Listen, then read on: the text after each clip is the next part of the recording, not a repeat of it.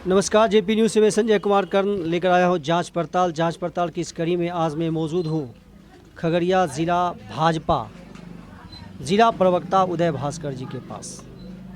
अभी लोकसभा का चुनाव चल रहा है, तो इस पे लाजमी है कि लोकसभा चुनाव का ही कुछ मामला होगा। और उदय भास्कर जी से मेरे चैनल पे आने के लिए बहुत बहुत आपको धन्यवाद। आपका भी बहुत बहुत आभार। चलिए, सबसे पहला प्रश्न है उदय जी, आप जिला प्रवक्ता हैं भाजपा का। अभी एनडीए समर्थित लोकसभा क्षेत्र खगड़िया के उम्मीदवार राजेश वर्मा, सबको पता हो गया है, खास करके जो कार्यकर्ता हैं सभी पार्टी से जुड़े हुए, उसको एकदम जानकारी हो गया है कि ये भागलपुर के हैं, व्यवसायी हैं, स्वर्ण व्यवसायी हैं। तो ये भागलपुर का आदमी खगड़िया से खड़ा होता है, तो ये बाहरी और भीतरी का मुद्दा कितना प्रभावित करेगा इस चुनाव को, और आपके एनडीए समर्थित कैंडिडेट के रिजल्ट को कितना प्रभावित करेगा? देखिए, मेनली बात यह है कि लोकसभा चुनाव में जो है सो बाहरी या स्थानीय का जो ये मुद्दा होता है, यह मुद्दा लोकसभा चुनाव में किसी भी क्षेत्र को प्रभावित नहीं करता है। और ऐसे आम जनमानस के बीच में भी इस तरह की भावना नहीं है। जो महागठबंधन के लोग हैं और उनके जो कुछ विशेष दल हैं, वही लोग जो है सो बाहरी और भीतरी का मुद्दा उठा रहे हैं। लेकिन हम उनसे पूछना चाहेंगे कि गत लोकसभा चुनाव में वे जिस प्रत्याशी के लिए उछल करके जो वोट मांग रहे थे, उनसे हम पूछना चाहेंगे कि वे कौन थे। वे भी तो बाहरी ही थे। अभी मान लीजिए खगड़िया लोकसभा में ही हसनपुर विधानसभा क्षेत्र आता है, तो हसनपुर विधानसभा क्षेत्र के विधायक तेज प्रताप जी हैं। तो तेज प्रताप जी भी तो स्थानीय नहीं हैं, वे भी तो किसी दूसरे जगह के हैं, और जो है सो हसनपुर से वे विधायक बने हुए हैं। अभी जो हमारे प्रत्याशी हैं महागठबंधन से, उनके भाई साहब भी विभूतिपुर से विधायक हैं। तो लोकसभा चुनाव में लोग विकास को अपना मुद्दा समझता है। जो इस क्षेत्र का विकास करेंगे, जो इस क्षेत्र के विकास के लिए संकल्पित रहेंगे, उन्हीं को लोग वोट करेंगे। स्थानीय या बाहरी ये कोई भी मुद्दा इस चुनाव में प्रभावित नहीं करेगा। चलिए, स्थानीय मुद्दा इस चुनाव को प्रभावित नहीं करेगा। बीजेपी का नारा है खास करके 400 पार, क्या खगड़िया उसमें शामिल है?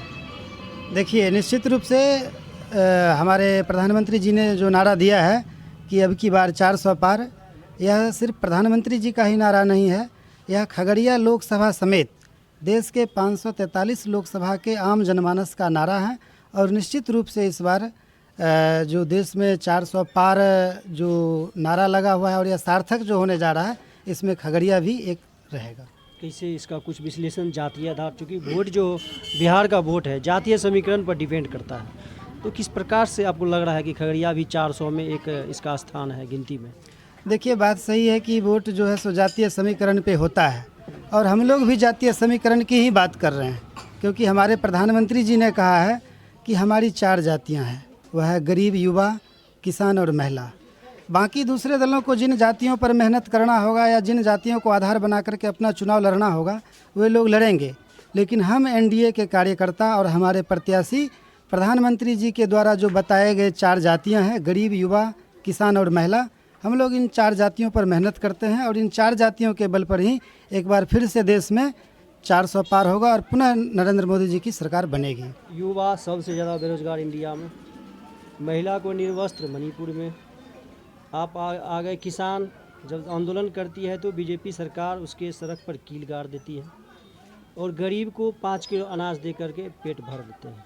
तो इस आधार पर आप कैसे कह सकते हैं ये चारों मुद्दा पर तो फेल नजर आ रहे हैं? देखिए, कैसे 400 आप पार कीजिएगा? देखिए, आपको बताते हैं, किसानों के लिए भी बहुत सारी योजनाएं हैं। जहां तक आप किसान आंदोलन की बात कह रहे हैं, तो किसान आंदोलन जो है, जो तथाकथित आंदोलन था, वह एक टारगेटेड आंदोलन था। वह कोई किसान के हित में आंदोलन नहीं था। यदि वह आंदोलन किसान के हित में रहता, तो किसान सिर्फ पंजाब में ही नहीं है, किसान पूरे देश में है। भारत जो है सो कृषि प्रधान देश है। स्वाभाविक सी बात है कि किसान जो है वह पूरे देश में है, पूरे देश के किसान की सहभागिता उसमें होती। लेकिन यह जो किसान आंदोलन था वह बिल्कुल राजनीति से प्रेरित था। अब मणिपुर की बात है, तो मणिपुर की जो घटना हुई थी, उस पर सरकार जो है सो अपनी ओर से कार्रवाई कर रही है, और जिन जिन लोगों ने अपराध किया था और जो भी लोग अपराध में शामिल थे, उन सभी लोगों को चिन्हित करके उनके ऊपर जो है सो न्याय संगत कार्रवाई की जा रही है। अब बेरोज़गारी की बात है, तो बेरोज़गारी को दूर करने के लिए सिर्फ नौकरी ही एक माध्यम नहीं होता है। बेरोज़गारी को दूर करने के लिए नौकरी के साथ साथ सबसे अहम भूमिका जो निभाता है वह है स्वरोज़गार। और स्वरोज़गार के द्वारा केंद्र सरकार के द्वारा 36 से अधिक ऐसी योजनाएं संचालित हो रही है जिसका लाभ लेकर के हम लोग अपनी बेरोज़गारी को दूर कर सकते हैं और हमारे देश के युवा उसका लाभ ले भी रहे हैं और लाभ लेकर के अपनी बेरोज़गारी को दूर कर भी रहे हैं। ये अंतिम टिप्पणी नीतीश कुमार एनडीए में शामिल हुए हैं, उसका क्या इफ़ेक्ट पड़ेगा एनडीए पर, वोट बढ़ता है या घटता है, वो अलग बात है। ये भी एक बहुत बड़ी बात है। लेकिन चिराग जी और नीतीश जी का अभी भी 36 का आंकड़ा लग रहा है। कहीं जमुई के या किसी भी सभा में उसको चिराग जी इग्नोर करके चल रहे थे। तो क्या इसका प्रभाव इस लोकसभा चुनाव में पड़ने वाला है? जी नहीं, बिल्कुल नहीं। इसका कोई कुप्रभाव नहीं पड़ेगा, इसका सुप्रभाव पड़ेगा। और आप बॉडी लैंग्वेज से भी देखते होंगे और चिराग जी का जो बयान है, नीतीश जी का जो बयान है, उससे भी साफ साफ स्पष्ट होता है कि इन लोगों में ऐसा कोई, जो आप 36 का आंकड़ा बता रहे हैं, ऐसी कोई बात नहीं है। एनडीए के जितने भी घटक दल हैं वे सभी एकजुट हैं और वे सभी बिल्कुल डायनामिक रूप से, बिल्कुल तन्मयता के साथ, और आदरणीय प्रधानमंत्री जी का जो सबका साथ सबका विकास और सबका प्रयास का जो नारा है उसको आत्मसात करते हुए एनडीए के सभी नेतागण और सभी कार्यकर्तागण जो है सो हम लोग अपने अपने क्षेत्रों में जा रहे हैं। और निश्चित रूप से खगड़िया लोकसभा में भी इसका सकारात्मक प्रभाव पड़ेगा। और हमारे जो एनडीए के प्रत्याशी राजेश वर्मा जी हैं, वे फिर एक बार खगड़िया के का जो प्रतिनिधित्व है वह एनडीए की ओर से करेंगे। और नियति को भी यही मंजूर है, संजोग भी ऐसा देखिए कि 4 जून को इसका परिणाम आएगा और उस पर यदि हम 1-0 बिठा देते हैं तो 40 हो जाता है। तो 40 सीट बिहार में निश्चित रूप से हम लोग जीतेंगे। और उसमें यदि हम लोग 1-0 और बिठा देते हैं तो वह 400 हो जाता है। 4 जून को 40 सीटों के साथ 400 पार निश्चित रूप से होगा। नीतीश जी एक और बैठा दिए, 4000 पार करा दिए। चलिए इसी पर एक्चुअली है क्या कि कोई भी आदमी जब कभी भी बात करते हैं तो कभी कभी मिस्टंग हो जाता है। चलिए मिस्टंग हो जाता है। ये खगड़िया ज़िला भाजपा प्रवक्ता उदय भास्कर जी हैं।